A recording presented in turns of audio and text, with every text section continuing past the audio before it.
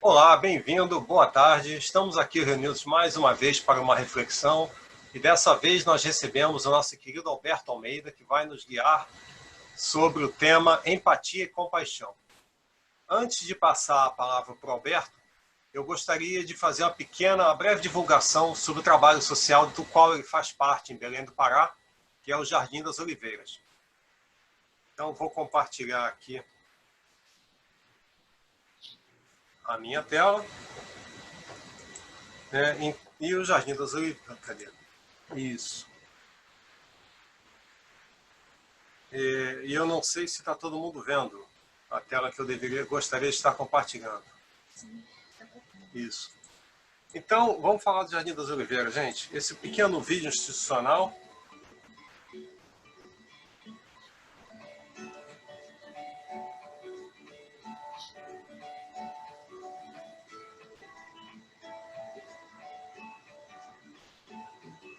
No Jardim das Oliveiras, são 100 famílias atendidas no bairro da Castanheira, em Belém do Pará.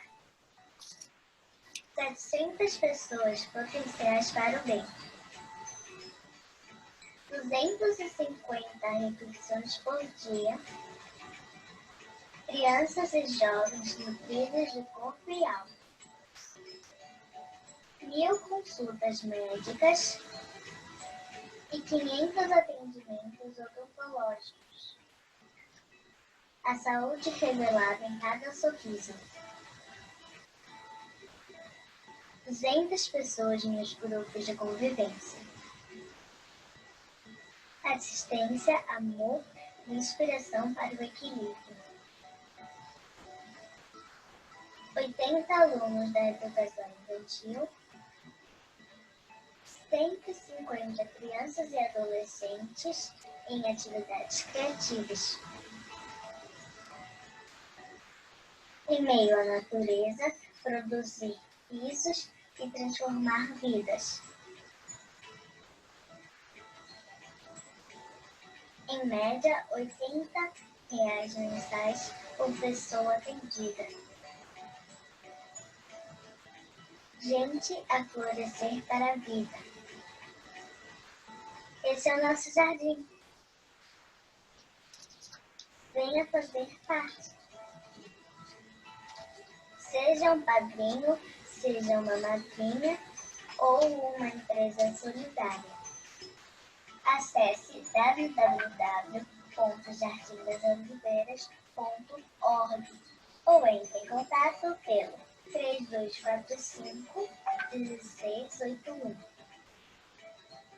Jardim das Oliveiras, 44 anos de existência. Seres desenvolvidos integralmente para o bem.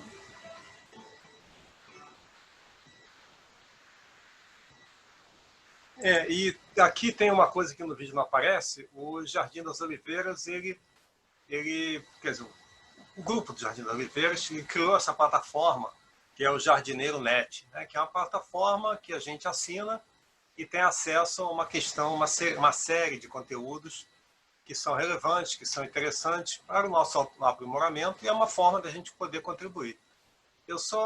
Esse vídeo não é muito novo, ele está um pouco desatualizado. Se eu não me engano, hoje cada criança atendida tem um custo de aproximadamente R$ 176 por mês.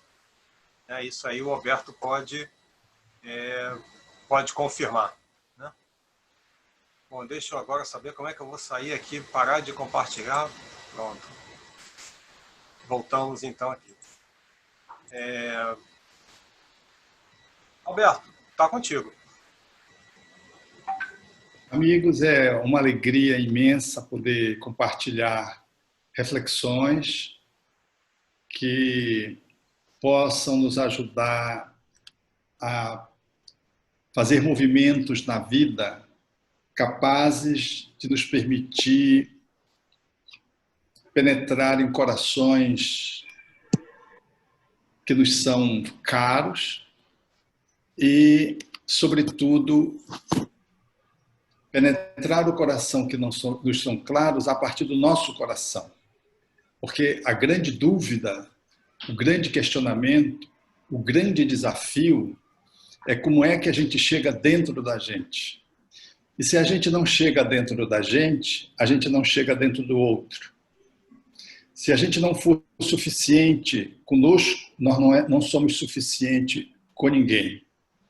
Então, a proposta que se nos abre reflexiva nesta manhã, aqui em Belém do Pará, e aí na Inglaterra, no horário em que vocês estão, é traçar algumas pontuações em torno do relacionamento que envolve empatia e compaixão, já que a nossa dinâmica existencial, ela exige isso todos os dias quando nós nos relacionamos uns com os outros. E se temos muita dificuldade de podermos estabelecer relações fecundas, é igualmente verdadeiro de que as relações sociais, os grupos sociais, as relações institucionais e as relações internacionais, elas refletem o que acontece conosco, a nossa pobreza de possibilidades desenvolvida para ser colocada em ações mais afetivas, mais efetivas, mais criativas, que o mundo tanto tem carência na atualidade. Então, o que se passa no mundo é um reflexo daquilo que se passa em nós. Um reflexo que se estabelece entre dois países que se confrontam é, numa boa medida, o reflexo daquilo que se estabelece entre duas pessoas que não conseguem estabelecer um vínculo. Então, eu gostaria de poder aqui traçar algumas reflexões durante 40 minutos aproximadamente, e depois nós vamos abrir para uma interação que possa estabelecer uma ampliação deste ou daquele conceito, ou uma contestação deste ou daquela reflexão. A nossa relação, ela envolve sempre uma relação de poder. Quando temos duas pessoas, uma ao lado da outra, nós temos uma dinâmica de influenciação que implica um poder, que é natural, que está desde os animais. Eu, ainda há pouco, nesta semana que passou, via na margem do nosso rio as garças entretecendo uma relação de poder com os urubus. Então, estavam ali no espaço cedido pela maré que cedeu, e eles estavam procurando ali, meio que na areia, na terra, a alimentação, e disputavam o poder. Ela bem branquinha, ele bem com traje a rigor, pretinho, e eu fiquei observando como era rico aquela relação. E quem ganhava era uma garça, dentre todas, que estava chocando os seus filhos. Estava com a sua plumagem característica. E ela avançava não só sobre os urubus, resguardando o seu espaço, no exercício do seu poder, mas ela avançava nas outras garças maiores e conseguia colocar as outras garças maiores para correr.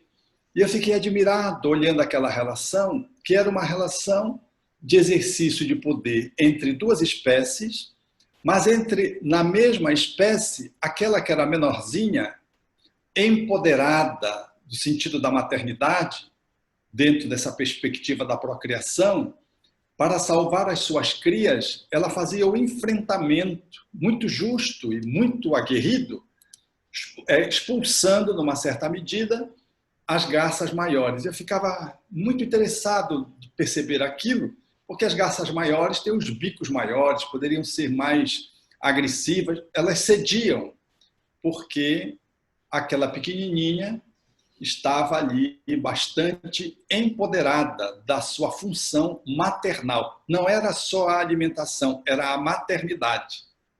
É interessante observar isso, para que a gente possa poder avaliar como é que se estabelecem as nossas relações de autoridade um sobre o outro.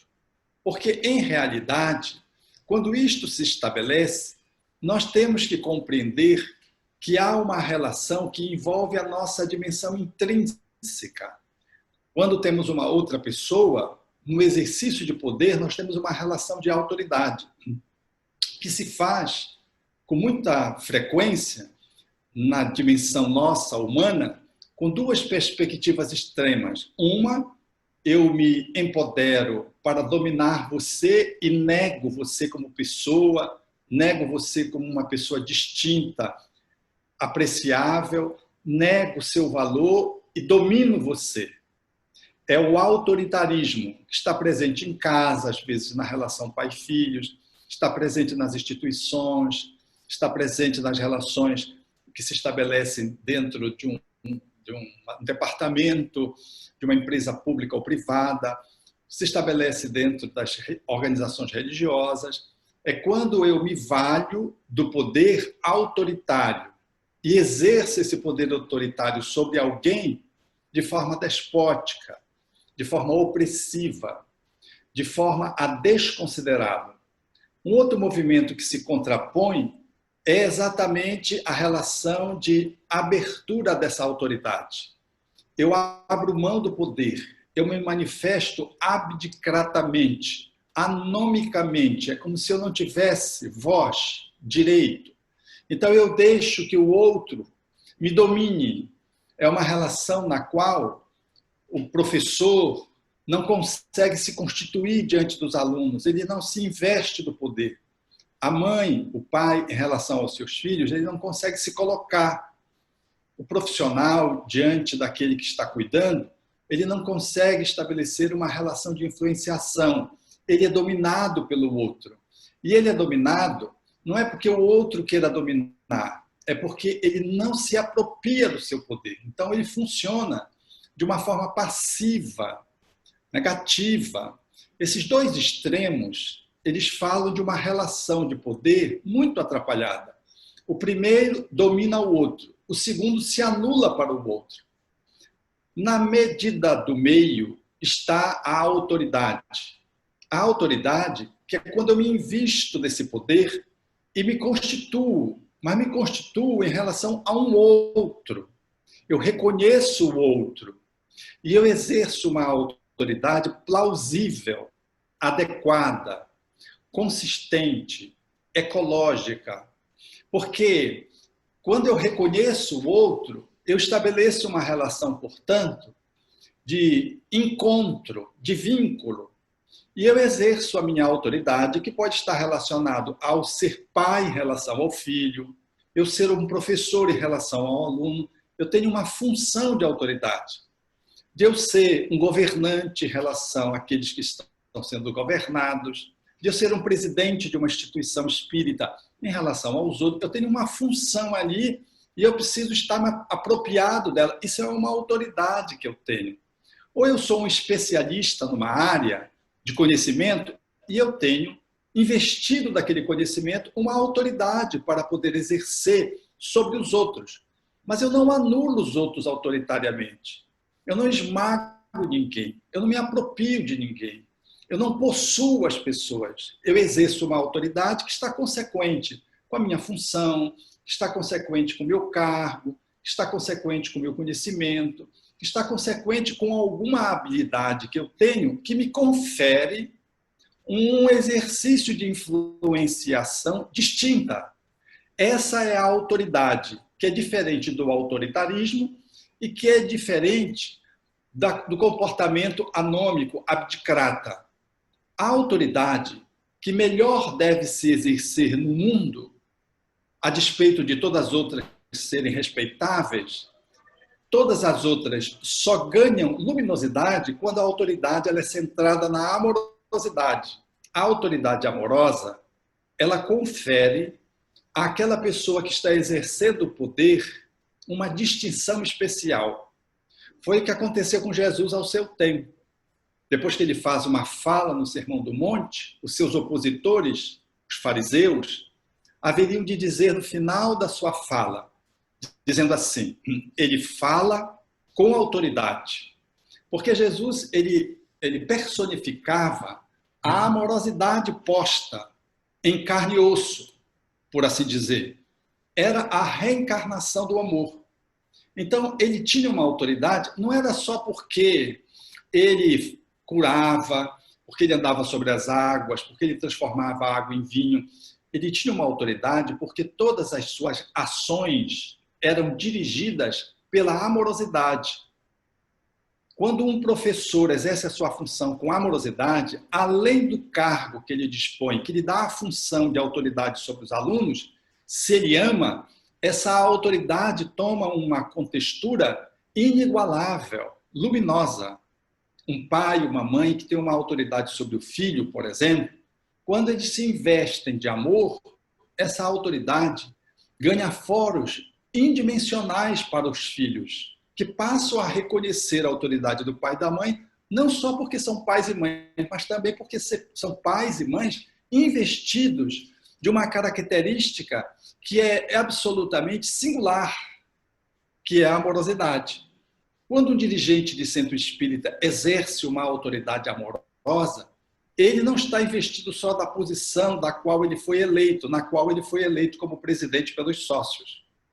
Ele está, se exerce amorosamente o cargo, ele é reconhecido pelo grupo espírita da qual ele dirige como alguém que é um presidente, mas por ser amoroso, ele tem um poder de influenciação muito maior. Chico Xavier, por exemplo, exercia uma função de influenciação, como até hoje, mesmo desencarnado, estabelece, em função da sua contextura amorosa, que fazia com que ele fosse respeitado, muito embora frequentasse uma instituição muito pequenina, muito singela. Mas a forma como ele se comportava dava-lhe fóruns de alguém que tinha uma autoridade muito expressiva pelo exercício do amor.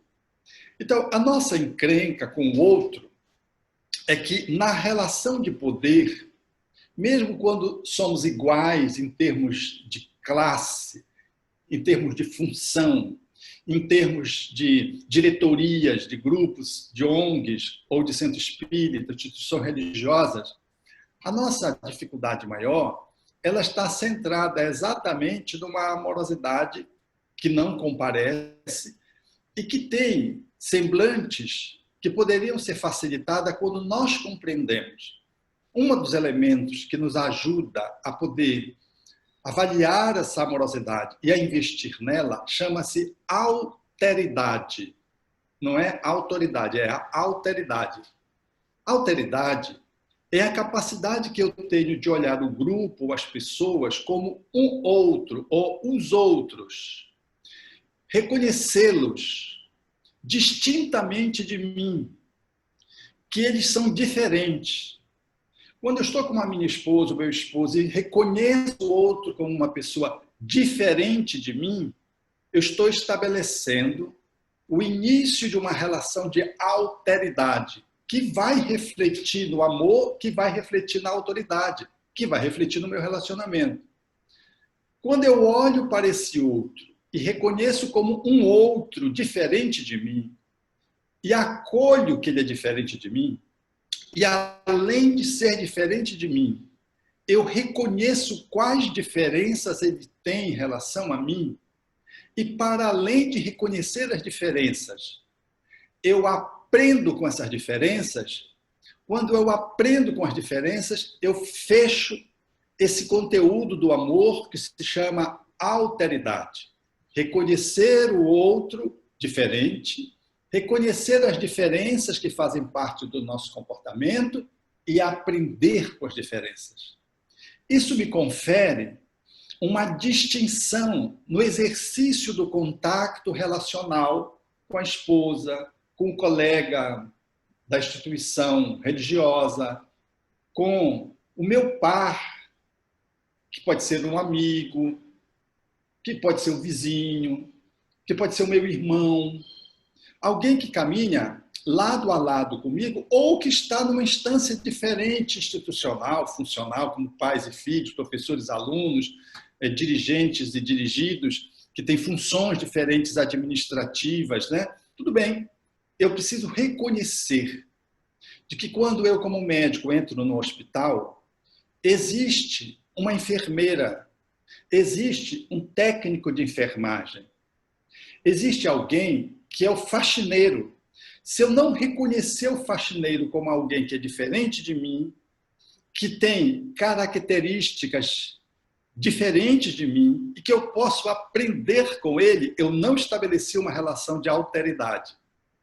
Mas se eu consigo perceber o outro, as diferenças de mim e aprender com elas, eu estabeleço uma relação muito profunda com o faxineiro, porque eu estou estabelecendo uma relação de conexão, de alteridade, que vai me permitir me relacionar com ele amorosamente, no nível muito profundo. E ainda que ele possa não estar subordinado a mim, suponhamos eu como médico, ele pode ter mais autoridade do que eu, amorosa, dependendo da forma como ele exerce a sua função, dependendo da forma como eu exerço a minha função e dependendo da forma como nós nos relacionamos. Então, dizia uma amiga que fora para um hospital consagrado, talvez um dos melhores do país, em São Paulo, tratasse de câncer. Ela dizia, o melhor momento do meu tratamento era quando a pessoa das serviços gerais, a faxineira, entrava no meu quarto para fazer a limpeza. Ela entrava e parece que o sol entrava. E o nome dela era Sol. O nome próprio dela era Sol. E ela dizia, a Sol entrava no meu quarto e a forma como ela tratava-nos, ela não só limpava o quarto, ela nos limpava a alma. Então nós ficávamos na expectativa que horas a Sol vai chegar. Não era que horas o médico vai chegar, é que horas a Sol vai chegar. Não são processos excludentes, mas vejam, era uma faxineira que tinha uma autoridade, não só na limpeza, porque o faxineiro tem uma autoridade na limpeza, ele que sabe fazer limpeza. Ela tinha uma autoridade relacional no campo da forma como ela cuidava das pessoas, o que a consagrava como uma pessoa muito distinta, a despeito de, socialmente, desempenhar uma função não tanto considerada, ou considerada como uma função menor, daí porque ganha remuneração menor. Mas, quando a gente estabelece uma relação de alteridade, como a minha amiga fazia na posição de doente, encontrando com o esposo, encontrando a Sol, ela conseguia fazer um vínculo muito profundo relacional, porque ela tinha uma relação que era além da relação de paciente e alguém que vinha fazer a faxina, ela tinha uma relação de vínculo, naquele contato, que era um contato ligeiro, mas que era muito profundo, porque a Sol era uma pessoa diferente na forma como se relacionava com as pessoas. Sem exorbitar da sua função, o toque afetivo, o cuidado, o sorriso e as palavras que ela trazia eram de higienizar a alma. Então, a alteridade, ela me ajuda a constituir-me na autoridade. Mas como é que eu faço para ter uma boa alteridade? Para ter uma boa alteridade, eu preciso usar empatia, que comumente a gente diz assim, é se colocar no lugar do outro. Mas não é assim tão fácil. Porque se colocar no outro, a gente faz de conta que se coloca no lugar do outro. Porque eu preciso me colocar do outro para saber que ele é uma pessoa na relação de alteridade distinta de mim, que ele tem diferenças de mim e que eu possa aprender com essas diferenças. Eu preciso fazer isso com muita propriedade. E a propriedade para fazer isso é a empatia.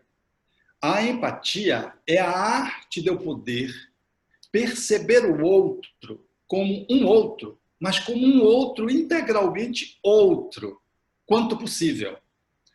É impossível me descolar de mim para perceber como é que é o Alexandre, como é que é a Daniela, como é a Mônica, como é a Lenita. É impossível. De uma forma absoluta mas de uma forma a poder alcançar o máximo deve ser o meu esforço. Então, se eu quero perceber como a Luciana percebe a vida, eu tenho que me colocar no lugar dela. Mas não é me colocar no lugar dela assim, simploriamente. Eu tenho que saber me colocar nela como gênero. Como é que é a Luciana como mulher?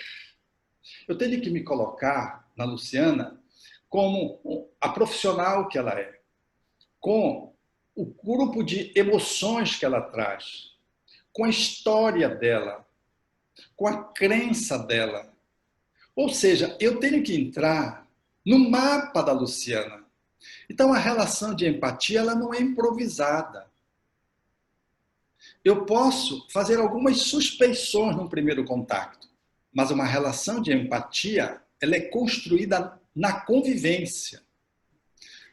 Convivência essa que vai me dar a oportunidade de perceber a Luciana, nesse exemplo que eu estou dando, de que como é que ela é sensível a uma coisa e não outra, pelo que ela gosta de uma coisa e não outras, de que país ela veio, qual é a história religiosa dela, ela teve pai, não teve pai, porque faz uma diferença imensa quando eu vou me colocando no lugar do outro, segundo os costumes, a cultura, a intelectualidade, a religiosidade do outro.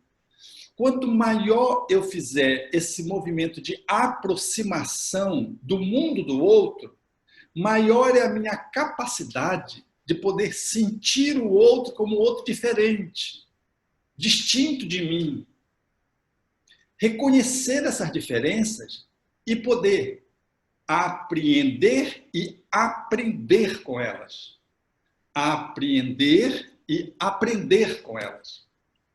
Então, a empatia é uma virtude que pode ser estabelecida no insight circunstancial, mas ela só é profunda e definitivamente verdadeira quando eu vou convivendo com o outro.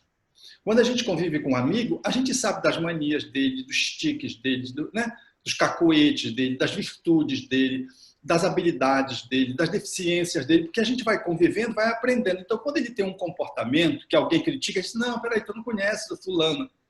A gente está numa relação empática.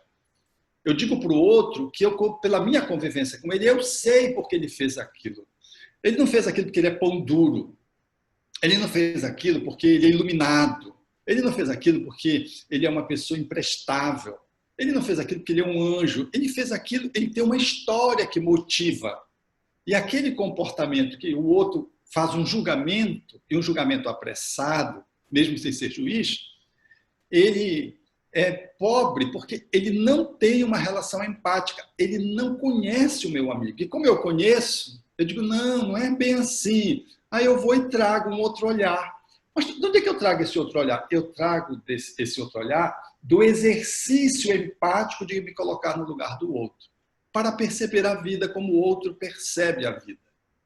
Então, a empatia, ela me dá a chance de poder ter uma relação absolutamente mais próxima, mais grandiosa, de alteridade, o que vai me favorecer uma relação de aproximação mais profunda com aquela pessoa com quem eu estou convivendo, e a relação de poder com ela vai se estabelecer mais pacífica e não passiva, mais grandiosa, profunda, rica do ponto de vista da interação.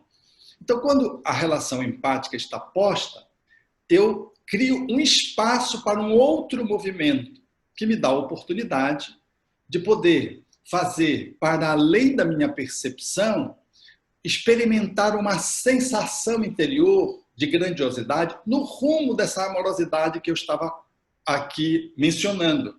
É o que Jesus propõe na parábola do bom samaritano, quando diz que o samaritano ia passando e olhou o homem que estava caído semi-morto. Já tinham passado o sacerdote, o levita, que era um ajudante do templo, e indiferente aquele homem. Mas quando o samaritano foi passando, que olhou aquele homem que estava semi-morto, porque tinha sido assaltado, ele olha e se enche de compaixão. A compaixão, ela deriva dessa relação de eu me colocar no lugar do outro. Quando eu me coloco no lugar do outro, eu sinto que o outro está sentindo. E eu tenho uma melhor possibilidade de poder fazer a mobilização do meu sentimento, porque eu estou conseguindo me aproximar da realidade do outro. O fariseu, o sacerdote e o levita que passaram, eles olharam e não viram era indiferente àquele homem que estava caído. Mas o samaritano, na parábola construída por Jesus, ao olhar o homem semi-morto, encheu-se de compaixão. Ele se envolveu com o outro numa perspectiva empática. Ele percebeu que o outro estava numa posição de indigência, precisando de ajuda. Ele enche-se de compaixão e vai ao encontro do outro. O outro não era uma pessoa indiferente a ele. Não era uma pessoa indiferente a ele porque ele se sensibilizou com o outro. E ele sensibilizou-se em função da relação empática. Então, ele sai para estabelecer um vínculo de convivência movido pela compaixão. A compaixão é a virtude que mexe com o nosso chakra cardíaco na colocação do espírito André Luiz. Ela me linka a vida por esse chakra. Eu posso olhar uma pessoa apenas com o chakra frontal e fazer uma avaliação cognitiva do outro, intelectual do outro.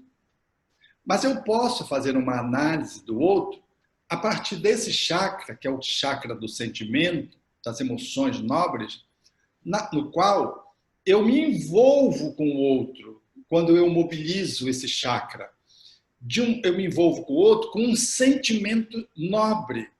E me faz com que as minhas fibras da alma vibrem em consonância com o chakra frontal, que me fez a percepção e a análise. Então, quando o samaritano vê o homem caído, ele vai ao encontro. Quando ele vai ao encontro, ele já vai movido pela compaixão. Então, você, por exemplo, quando está se relacionando com alguém, qualquer pessoa, em qualquer lugar, você pode olhar e ter um olhar intelectivo da pessoa. Você olha a vestimenta dela, olha como ela está falando, alta ou baixa, avalia se ela está querendo passar o outro para trás, avalia se ela é uma pessoa inconveniente ou se ela é uma pessoa muito refinada. Você fica avaliando aqui, olhando a pessoa, e faz uma série de percepções e faz uma série de avaliações numa tentativa de relação empática com o outro através do olhar. E a partir daí, você move-se com sentimento ou não. Aquilo pode esfriar você ou pode mobilizar você. Outro dia eu estava no aeroporto de Belém, então tinha uma cena muito interessante. Era uma mãe com uns 3 ou 4 filhos, todos pequeninos, e um chorava muito, e ela pegou, se agachou ali onde ela estava, com uma criança no colo, e foi ao encontro desse que estava chorando, e que se postou no chão, e ela foi ali com um vestido muito largo, como que quase que assentada no chão, sem sentar-se, e ficou falando com a criança muito proximamente, numa cena assim delicada, numa cena incomum, que ao se olhar, logo se dava conta de que era uma mãe que tinha muita habilidade para lidar com o filho no exercício do cuidado. Ela agachou-se para trabalhar com o filho, para tratar o filho.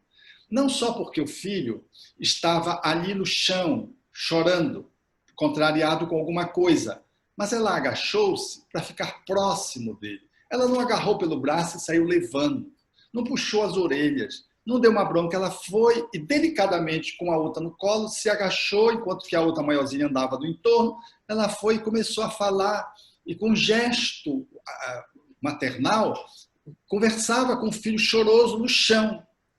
E as pessoas foram parando assim, nas proximidades, ficaram olhando, porque era uma cena poética.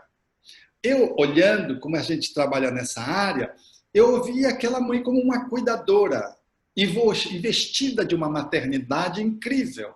Era impossível não se sensibilizar com o exemplo que aquela mãe estava dando. A criança foi parando de chorar, foi se constituindo novamente, foi se levantando e ela abraçou a criança. Gente, uma cena que demorou alguns minutos, naturalmente, mas que demonstrava o quanto aquela mãe estabelecia com seu filho uma relação de autoridade maternal não autoritária, uma relação que era de alteridade, no sentido de que ela estava percebendo de que é que o filho estava ali naquele momento investido, ela se em face dessa alteridade, ela, percebendo empaticamente o que o filho estava sentindo, se enche de compaixão e agacha-se para fazer um movimento que era um movimento de acolhimento do filho. A compaixão, ela é o exercício que me linka numa perspectiva sentimental nobre ao outro. Então ela vai, agacha-se e faz uma interação de vínculo de profunda autoridade maternal.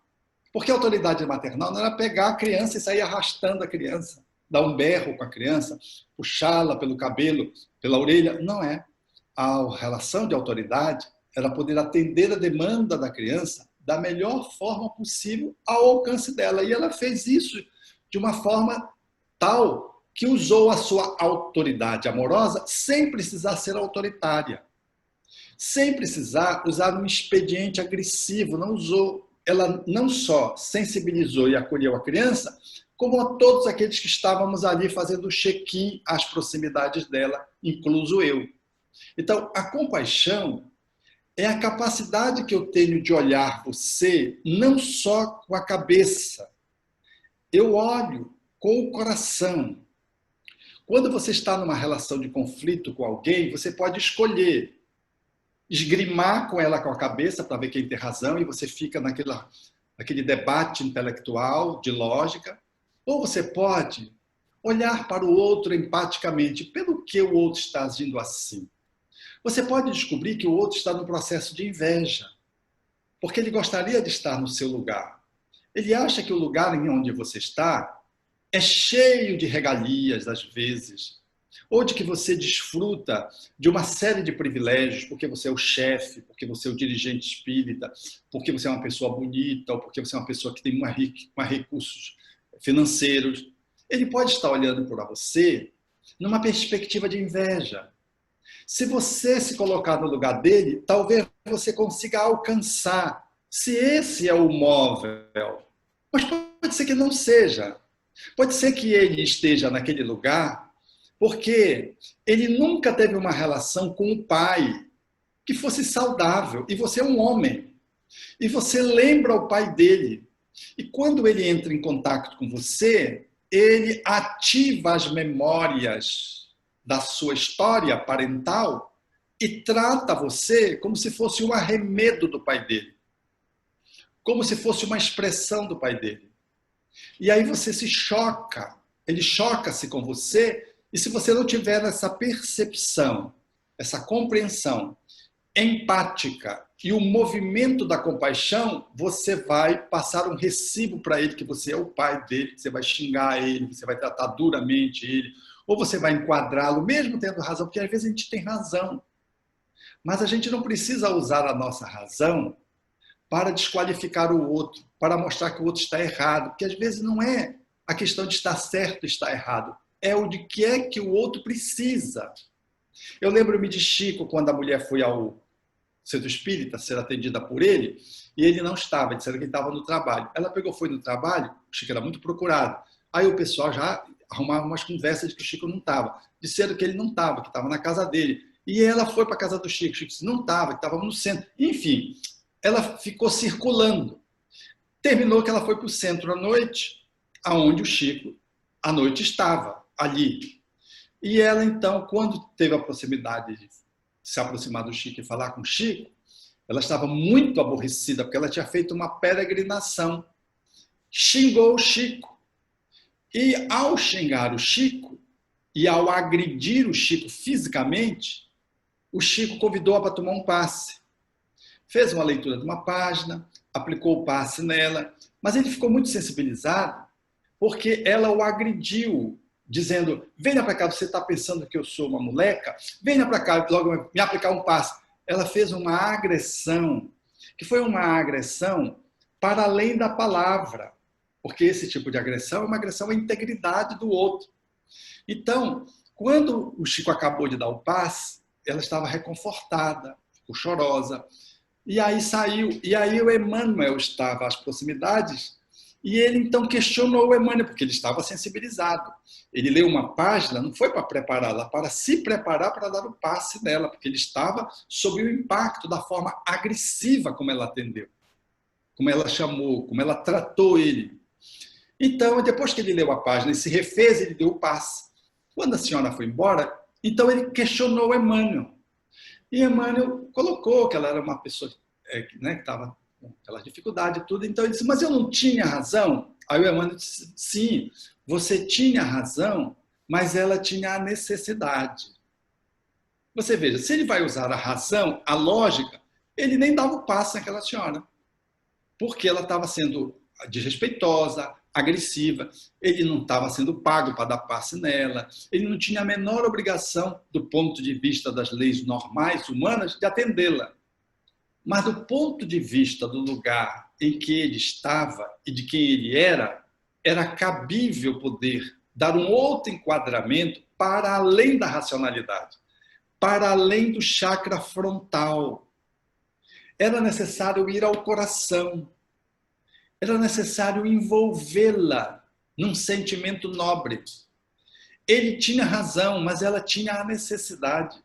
Às vezes, movidos pela relação empática, porque ele percebeu que ela estava muito ruim, porque só uma pessoa ruim age disparatadamente. Mas quando uma pessoa age disparatadamente conosco, ruim, desrespeitosamente conosco, qual é a nossa primeira ação? É enquadrar a pessoa e botar ela no lugar dela. É justo do ponto de vista do direito. Mas do ponto de vista da relação empática, talvez nós pudéssemos ter uma flexibilidade que não é passividade, uma resiliência que não é uma permissividade, para caminhar 2000 passos com a pessoa a fim de dar a ela o que realmente ela precisa. E assim poder alcançá-la. Foi o que o Chico fez. Ele foi para além da razão, se recompôs lendo uma página, pediu ajuda espiritual, deu o que podia dar, que era o passe, além do acolhimento, da atenção, que é o que ela precisava, e saiu com um aprendizado da relação de alteridade, da relação empática, com o bônus do amor que ele conferiu a ela. Eu vi um vídeo ontem que era exatamente assim, era a mãe que entrava no quarto, que se deixou filmar propositadamente, porque o filho postou em relação à irmã coisas desqualificadoras no ponto de vista da sexualidade. Então a mãe ia em relação ao filho e agredia o filho, xingava o filho, porque o filho se mostrava resistente. A tal ponto que ela foi e segurou os braços e ficou um embate. E aquela mãe foi perdendo a compostura e começou a agredi-lo verbalmente, depois fisicamente, deu uns tapas na cara dele, e ele se mantendo indiferente, se mantendo como se tivesse razão e simplesmente se mostrando como se fosse uma pessoa que não estava nem aí. E isso mais a mãe ficava aborrecida. Ele tentou sair para o encontro da irmã, a mãe segurou e dizia para a filha, continue filmando. E agrediu, e então, no final, termina essa cena que demora mais ou menos uns 2 minutos, em que a mãe o xinga, chama de safado, desqualificou o próprio filho. Eu fiquei olhando aquela cena e fiquei pensando o que faria aquele jovem entrar na rede de internet e fazer postagens altamente desclassificadoras sobre a irmã. O que estava por conta daquele jovem que foi surpreendido pela mãe e que reage com uma diferença psicopática? O que fez aquele jovem permanecer naquela atitude sem derramar nenhuma lágrima e só não agredir a mãe, porque a mãe disse, me agrida, você está sendo filmado, você quer me agredir? Gritava com ele, totalmente já fora de si. Eu fiquei pensando ali no drama daquela família, porque é assim, nossos filhos se equivocam, mas eles não se equivocam fazendo uma postagem. Quando chega na postagem, qual deve ter sido feita, muita coisa já rolou por debaixo da ponte. Muita coisa aconteceu e nós estamos perdidos uns dos outros nas nossas relações de autoridade, nos nossos vínculos, nas nossas relações empáticas. Não temos a alteridade para perceber como é que o outro está indo, quais são as deficiências do outro. em que eu posso aprender com o outro de bom e de ruim, porque a gente não aprende só com o outro que é bom. A gente não aprende só com a Sol, a faxineira. A gente aprende também com um faxineiro truculento, que não só limpa mal, mas trata as pessoas mal. A gente se colocando no lugar dele, a gente aprende como é que uma pessoa pode exercer uma função e ser tão grosseira, ser tão inabilidosa no trato profissional e no trato social com o outro.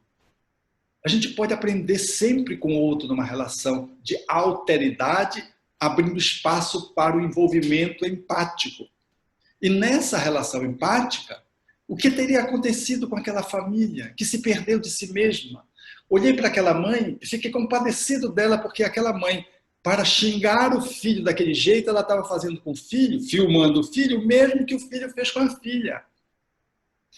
Era um imbróglio, porque falta ali as relações serem pautadas numa perspectiva de amorosidade capaz de conferir autoridade à mãe, conferir alteridade aos irmãos, empatia grupal, para que pudesse haver a fluência de uma relação mais amorosa, mãe, filhos e irmãos entre irmãos. Então, a relação que nos envolve nessa perspectiva vai para o último passo com que eu quero fechar a minha fala agora, para a gente abrir para o debate, que é, com a compaixão, você move-se e sai para uma ação que Allan Kardec consagraria como caridade. Caridade no Espiritismo não é conferir uma esmola, que pode ser boa, oportuna ou às vezes inadequada. Caridade é um envolvimento de alma a alma. É o amor feito luz que trafega entre as almas que se relacionam. É o samaritano que, movido de compaixão, não fez um atendimento circunstancial só. Ele levou para a hospedaria, passou a noite com o seu tutelado, a noite significando um tempo, de modo a que o outro saísse da faixa de perigo de morte, e foi conferindo ao hospedeiro que cuidasse do teu tutelado, porque ele voltaria para saber como é que ele estava, indenizando economicamente o atendimento a mais que poderia ser despendido com o seu tutelado, já que ele estava pagando a hospedagem daquela noite. Vejam, isso é caridade. Caridade, portanto, ela é resultado de uma série de conteúdos outros amorosos que culmina com uma atitude grandiosa de alguém que dá de si mesmo para o outro, que se envolve com o outro numa grandeza que não tem classe social, que não tem disparidade de gênero, que não está relacionado ao econômico, que está para além do grau de instrução que as pessoas tenham. A caridade, ela desconhece dia, desconhece horário, ela não é programada. Eu posso ter um trabalho programado e pode ser caridoso ou não, mas a caridade, ela não tem hora, ela não tem tempo. A relação de espaço-tempo para a caridade não existe. Então, aquele samaritano que ia em viagem, ele ia com compromisso, ele para, faz aquele atendimento emergencial, dá seguimento na hospedaria e segue para atender os seus compromissos. E volta dos seus compromissos para saber como é que está aquele homem que estava semi-morto, que melhorara porque passara a noite com ele, depois do atendimento emergencial e do seguimento, para saber como é que aquele homem, se ele se reconstituiu totalmente, para que ele pudesse se libertar. A caridade é libertadora, é promocional. Ela enseja esse tipo de crescimento, para além de um momento. Ela exerce uma expressão de contínuo. Então vejam que a caridade é a manifestação do amor tão abundante que fez de Jesus ser esse homem incomparável na terra, que fez ele no Sermão do Monte ser reconhecido pelos seus opositores como alguém que tinha autoridade na relação com eles, que eram seus adversários. A autoridade, portanto, não está no grito, não está na arma, não está na força física, não está no poderio econômico, não está no boicote econômico que se faça um ao outro, ou um país ao outro. A caridade, ela está para além disso, numa perspectiva sempre que envolve uma relação de crescimento dos dois países, numa relação que não é uma relação de prodigalidade excessiva, que não é de passividade, que não é de ingenuidade infantil. A caridade é o amor que nos liberta numa relação com o outro, libertando o outro. Mas ela só pode se constituir se houver compaixão. Mas só há compaixão se eu tiver condição de fazer uma relação empática. Mas eu só consigo estabelecer uma relação empática profunda, saber quem o outro é, como ele se movimenta e pelo que ele procedeu assim, se eu tiver uma relação com ele de alteridade. Souber que ele é um outro ser distinto, diferente de mim, reconhecer as suas diferenças, aprender com as diferenças. E se isso se constitui, aí eu tenho a compreensão de que a minha autoridade não é uma autoridade funcional, não é uma autoridade porque eu tenho um cargo, um encargo. A minha autoridade é porque eu sou um sol que entra num lugar. Eu posso ser um faxineiro, eu posso ser um viandante. Naquele momento, eu me comporto nesse lugar de grandeza, conectado com a divindade.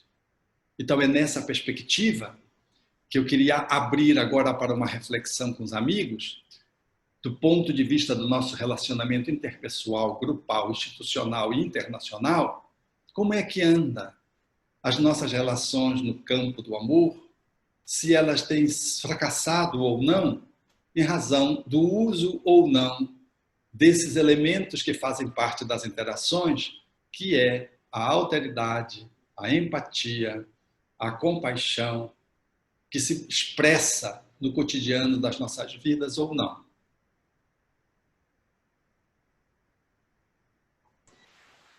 Bom, vamos lá. Eu tomei a iniciativa aqui, mas obviamente está aberto a qualquer um que queira participar e fazer um comentário, porque essa vai ser um diálogo, né? Não necessariamente ou não unicamente um monólogo. Eu, de minha parte, eu gostaria de fazer 2 comentários, puxando dois ganchos sobre coisas que você comentou.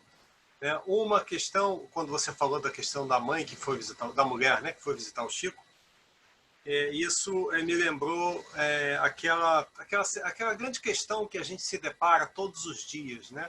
A gente quer ser feliz ou a gente quer ter razão? Quantas e quantas vezes a gente abre mão, né, de ser feliz porque a gente quer ter razão? Quantas e quantas vezes a gente quer que prevaleça o nosso orgulho e não o nosso amor? Isso remete ao segundo gancho, né? E que quando você colocou a autoridade do amor, né? E vamos colocar assim, eu remeto para uma outra questão, é a hierarquia a partir da nossa capacidade de amar. Eu acho que o papel do Cristo, o papel de Jesus, ou a hierarquia, a autoridade que ele tinha, estava na maior capacidade dele de amar de todo mundo, né? Que foi um processo que foi desenvolvido. Não é que ele acordou de manhã e falou, eu sei amar mais. Não, não foi isso. Foi fruto de um processo. Então, a gente olhando para Sol, lá, né, numa faxineira, que, segundo alguns colocam, né, uma das profissões dos invisíveis do mundo.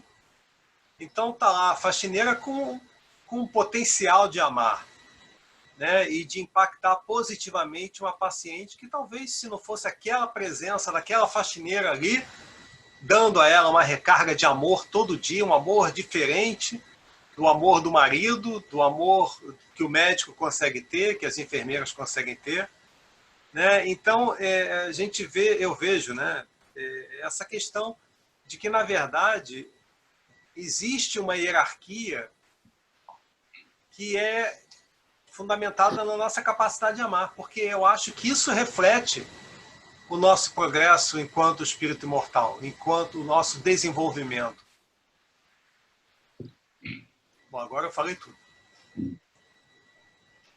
Eu penso que quando a gente não exerce a capacidade amorosa para as nossas relações reflitam um poder de pureza, nós substituímos pelo poder egóico, que está centrado. Eu sou mais forte do que você, eu tenho mais dinheiro que você, eu tenho uma etnia diferente do que a sua e é mais considerada, eu pertenço a uma família que é de tradição e você não, eu tenho um cargo que você não tem, eu tenho uma doença ou eu tenho saúde que você não tem, isso me coloca acima de você. Então, o poder egóico, ele entra numa tentativa patética e fracassada de substituir o poder amoroso. Porque o poder amoroso, ele independe desses ingredientes todos e ele se sobrepõe. É por isso que nós temos no Evangelho segundo o Espiritismo a comunicação de uma serva no mundo espiritual em que a rainha vem lhe pedir ajuda. Era rainha, mas ela se submete à serva porque a serva estava, do ponto de vista evolutivo, acima dela. Estava em função de quê? Estava em função da amorosidade estabelecida.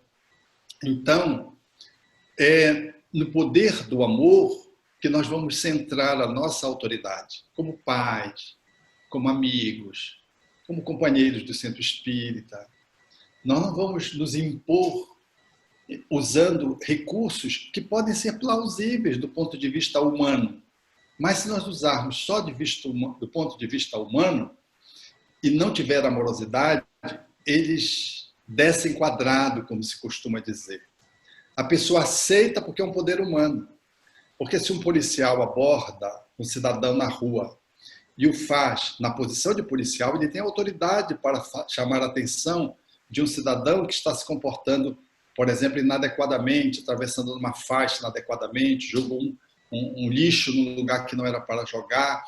O policial pode fazer. Agora, o policial pode fazer amorosamente ou pode fazer grosseiramente. E alguém que recebe uma demonstração de um policial grosseiramente, ainda que o policial tenha razão, a pessoa não recebe bem, não aprende, não se educa. Fica com ódio do policial e vai para casa sonhar com o policial, que daí estaria esmurrando o policial, estaria dando um tiro no policial. Mas se o policial faz isso de uma forma amorosa, para além do poder humano que lhe confere a sua condição naquele momento de chamar a atenção do cidadão, se ele usa de amorosidade, a pessoa não só vai aprender, mas vai levar para a cama aquele encontro que vai lhe ficar na alma para ser compartilhado a lures em razão da grandeza de amor que acompanhou o comportamento do policial, que teve a fineza, a delicadeza, o jeito de chamar a atenção do outro de uma forma tão especial, porque o policial amoroso fará assim, que o outro se sente não só tocado de que cometeu uma contravenção, uma infração, mas de que ele foi amorosamente educado naquele momento na forma como o outro chamou a atenção. Então, para além da infração, ele terá aprendido respeito. Como é que se exerce uma autoridade sem autoritarismo? E como é que se impregna quando se é abordado por uma autoridade amorosa? Então, quando não existe amor, o humano tenta maquiar, substituir em vão o divino. E aí a gente fica humano, e às vezes fica um humano bem grosseiro, porque a gente pode ser mas se a gente pudesse ser um humano refinado, um humano transcendente, um humano que se expresse divinamente, a nossa humanidade ela fica mais bela.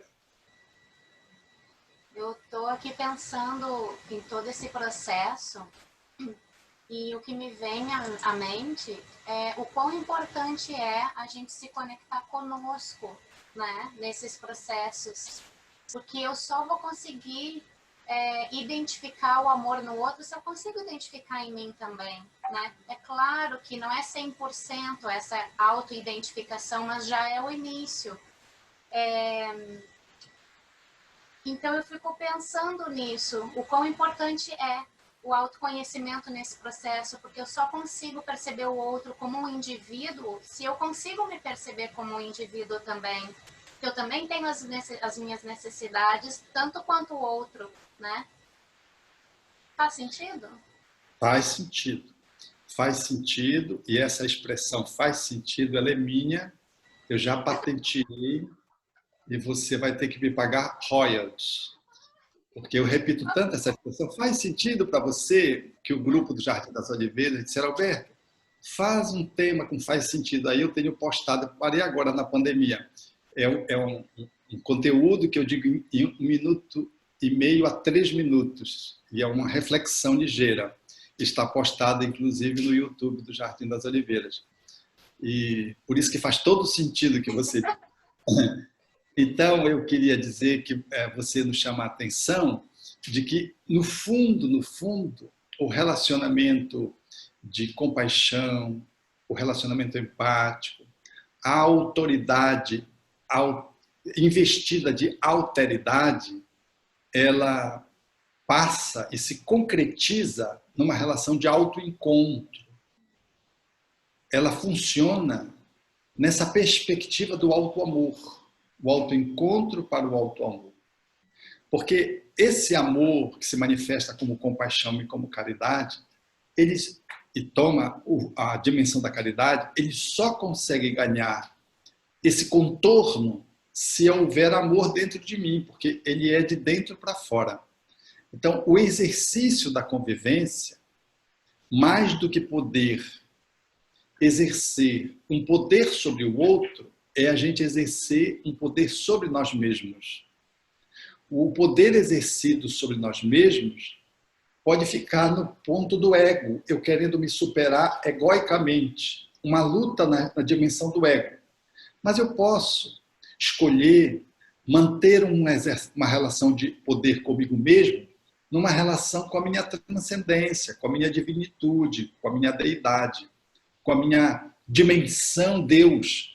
E se eu consigo fazer esse vínculo, e aí começa a relação de auto-autoridade. É alguém que se investe de uma autoridade sobre si mesmo. Alguém pode dizer, pô, Alberto, está ficando doido agora. Não, eu quero dizer assim, eu sei diante de uma situação se eu dou conta ou não dou conta, se eu tenho esse movimento de autoconhecimento. Eu sei que eu me colocando em tal situação, eu não vou dar conta. E eu vou perder as estribeiras, eu vou me desequilibrar. Então eu recuo intencionalmente, porque eu ainda não estou maduro para fazer uma imersão naquela circunstância. Isso é autoconhecimento, isso é autorrespeito.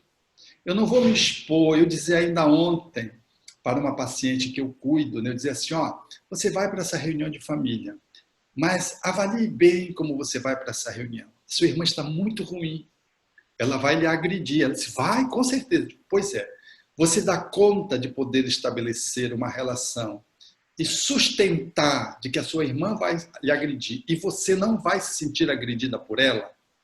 Porque se você se deixar ser agredida por ela, a reunião vai ser um fracasso. Mas se você conseguir sustentar, a reunião vai se estabelecer e vai ser boa para sua irmã também, mesmo que ela lhe agrida.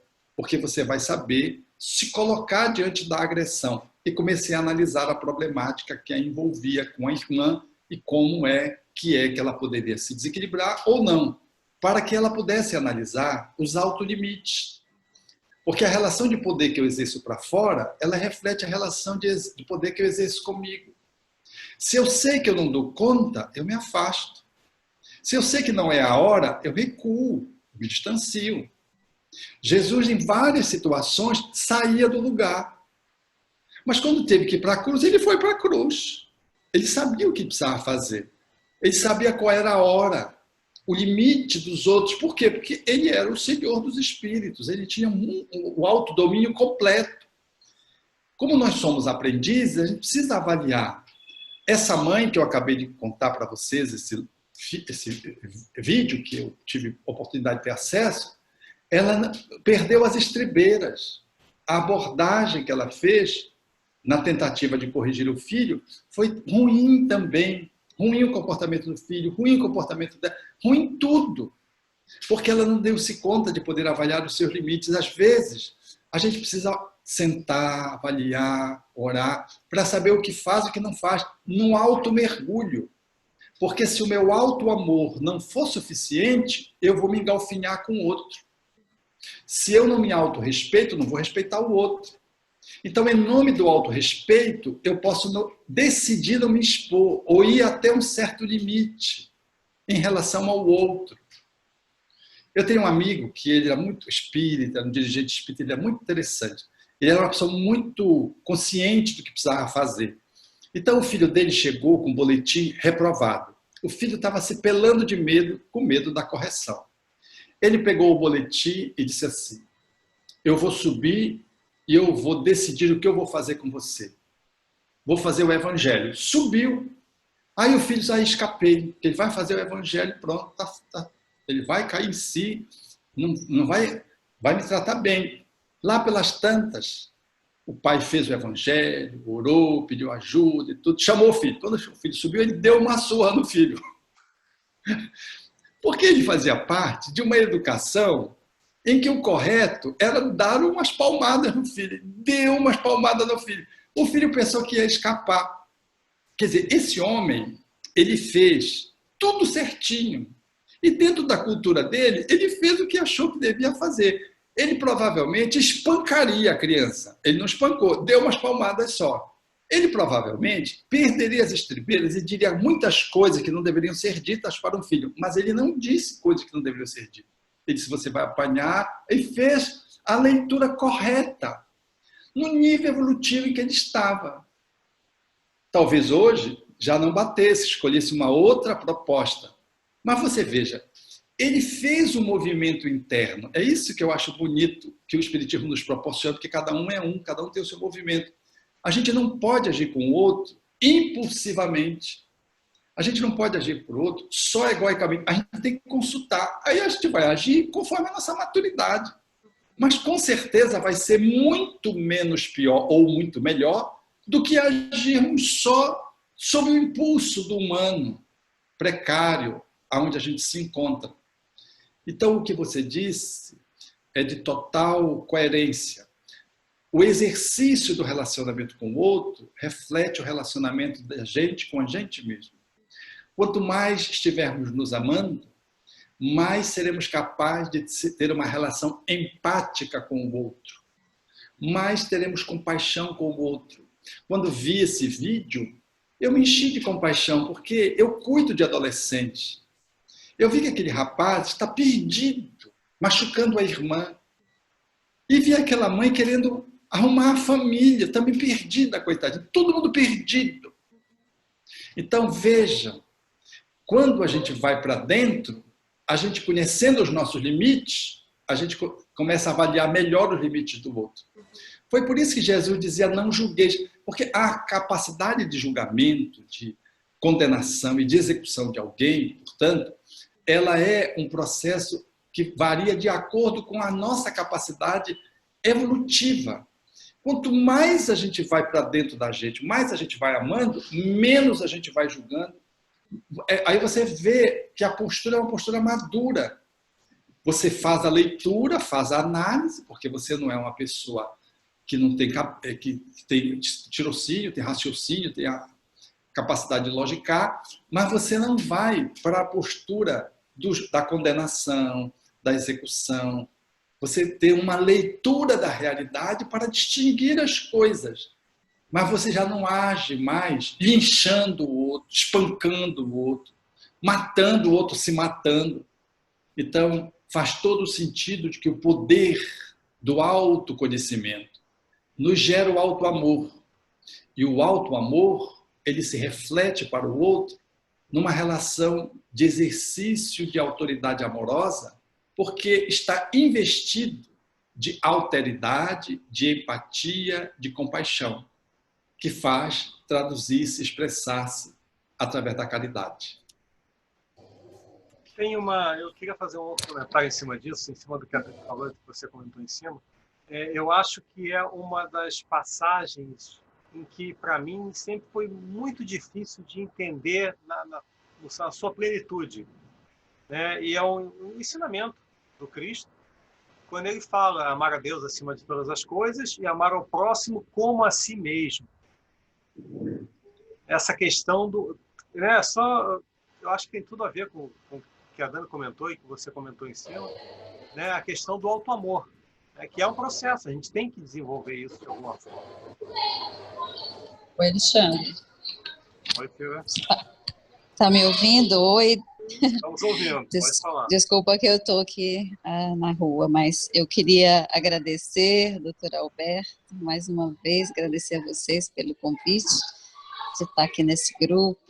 E só pegando o gancho do que você falou, eu não tenho assim, muito comentário, porque o doutor Alberto acabou respondendo o que eu ia perguntá-lo, mas eu gostaria de pegar esse seu gancho, né, do amar ao próximo como a si mesmo, porque acabei aprendendo uma coisa nova aí hoje, doutor Alberto. Eu gostaria de colocar, porque eu faço muito esse julgamento, às vezes, na hora de encontrar, né, uma pessoa nova, de conhecer uma pessoa nova, e de estar julgando pelaquilo que a gente vê, né, com os nossos olhos, às vezes, imperfeitos. E foi muito interessante o que você colocou dentro de conhecer a pessoa mais a fundo, de ver a cultura da pessoa, né, como aqueles conceitos que ela traz, não só culturalmente, mas também familiar, enfim, tudo que essa pessoa viveu, né, e o amar ao próximo, acho que é isso, a gente se vê na pessoa, né, do outro, e para poder aceitar, para ter essa melhor empatia, porque às vezes eu julgo e aí fica aquela empatia, falo, não quero nem mais aproximar, não é?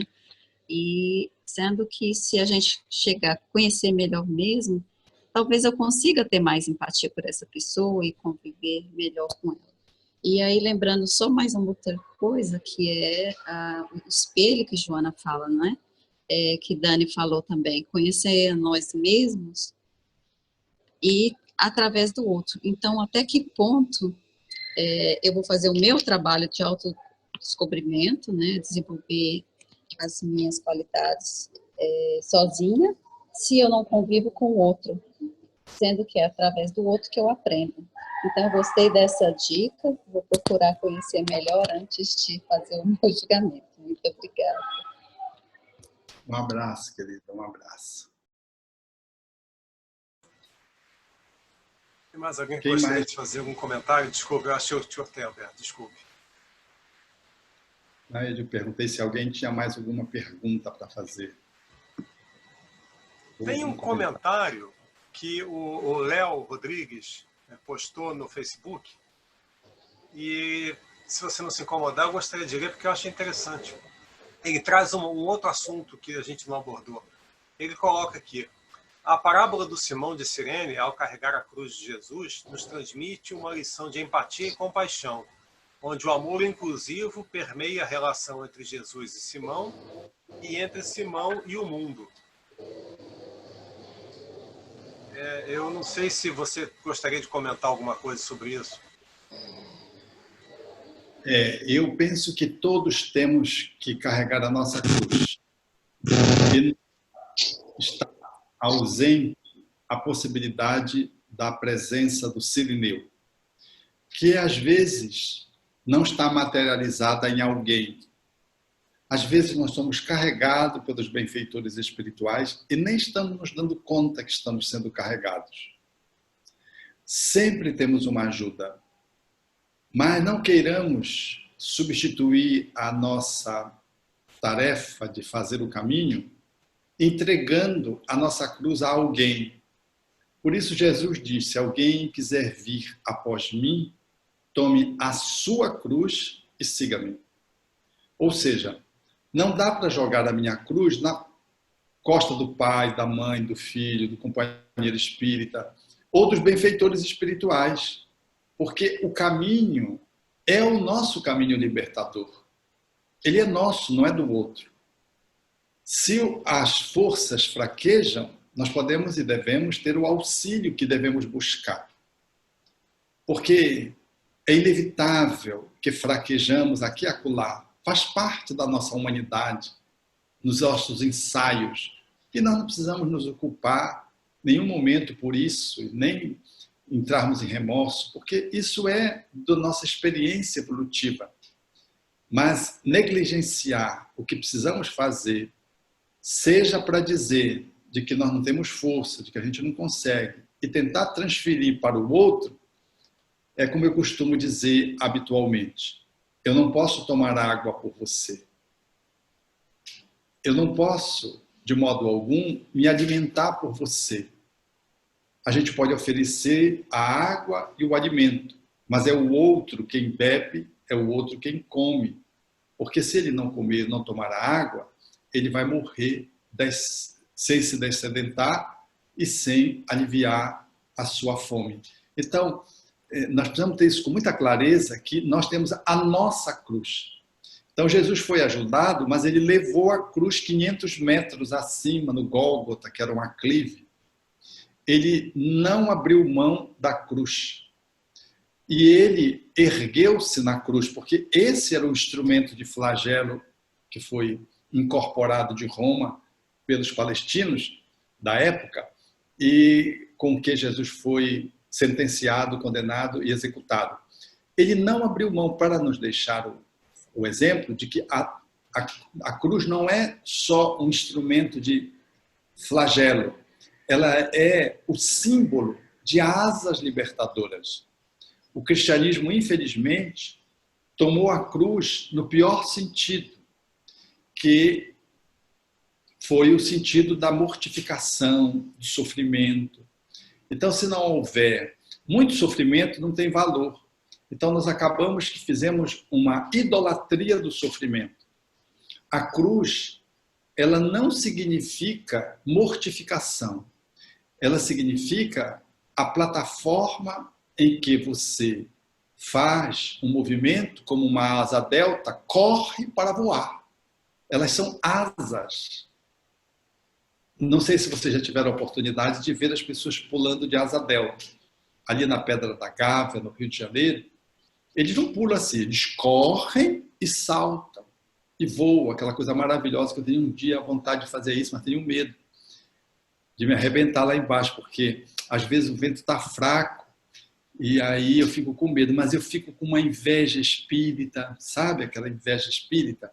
Eu queria muito ir naquela asa delta. Então a asa delta, que me veio agora como para exemplificar, é o exemplo da cruz. Jesus levou 500 metros uma cruz no aclive da Monte da Caveira para dar um voo, como quem sai numa asa delta para singrar os céus.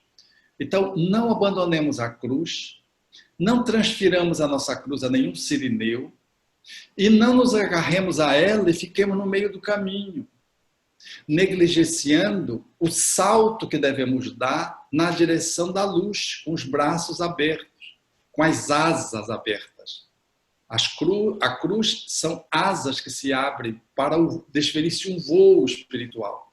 Então, eu penso que podemos ser o sirineu de alguém, mas não podemos usurpar a dignidade de alguém puxando a cruz para a gente. Porque eu vejo isso muito no meu atendimento profissional, mães querendo subtrair a dor dos filhos e se colocar no lugar deles. Eu acho bonito o gesto, né? Mas é impróprio. É impróprio porque há uma desqualificação do processo evolutivo do filho quando eu lhe tiro a dignidade para dizer, não, eu vou sofrer por você, você não pode sofrer. Então, Maria deixou Jesus sofrer. Por quê? Porque ela não podia ser crucificada por ele, mas não deixou de amá-lo, de estar próximo, de ser solidária.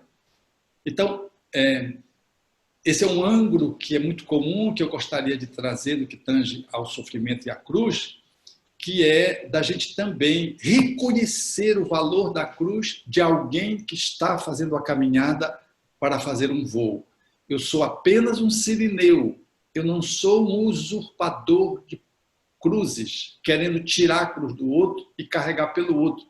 Porque se eu faço isso, eu imobilizo o outro, eu impeço que o outro avance. Isso significa eu tiro a dignidade do outro. Porque se Deus permite, como é que eu quero ser mais do que Deus, dizendo que o meu não é ele que vai sofrer de câncer, sou eu. Aí eu quero tirar o câncer dele para mim. Eu quero tirar a limitação psiquiátrica dele para mim.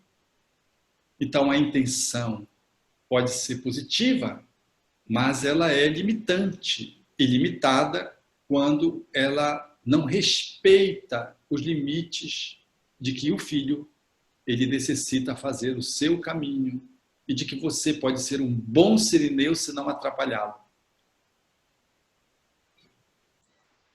Muito obrigado. Tem mais alguém que gostaria de fazer algum comentário? Eu acho que lá no Facebook, também no live, também não tem mais nenhum comentário assim que eu acho que a gente possa refletir em cima. Então, e já são quase aí, são 15h23.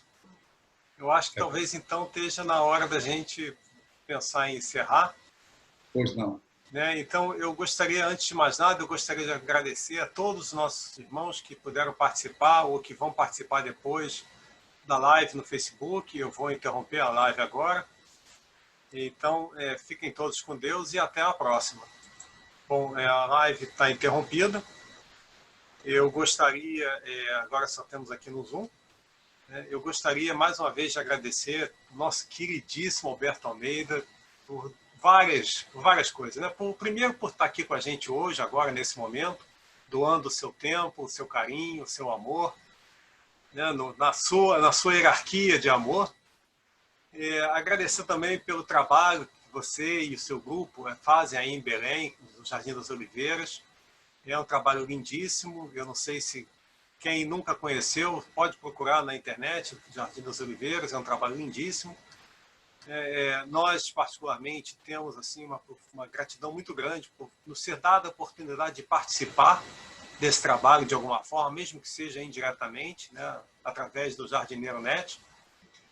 Eu gostaria de comentar brevemente que amanhã o Alberto Almeida estará fazendo uma participação lá no Fraternity. A Beth está aí, ela talvez possa fazer mais alguma coisa. 4h30 da tarde em Londres, 12h30 no Brasil. Então tem mais uma dose do nosso querido Alberto Almeida amanhã. Vamos participar, porque é uma oportunidade de crescimento, é uma oportunidade que a gente não pode abrir mão. Se não tiver mais ninguém que gostaria de fazer nenhum comentário, Beth, ainda tem chance. Vai. Seu teu microfone está mute. Eu aproveito agora o intervalo para agradecer. Gostei muito. Olá, gostei muito. O meu problema é a empatia comigo, não é com o outro. Mas eu chego lá. Obrigada, gostei muito. Obrigado. Vou ouvir várias vezes. Eu quero, em nome do Fraternity, também agradecer essa oportunidade da gente estar junto aí, te assistindo hoje. Te esperamos amanhã com muita alegria no nosso mini seminário, E, como sempre, é sempre de grande aprendizado as suas exposições, as suas palestras. Um grande abraço fraternal e até amanhã, se Deus quiser.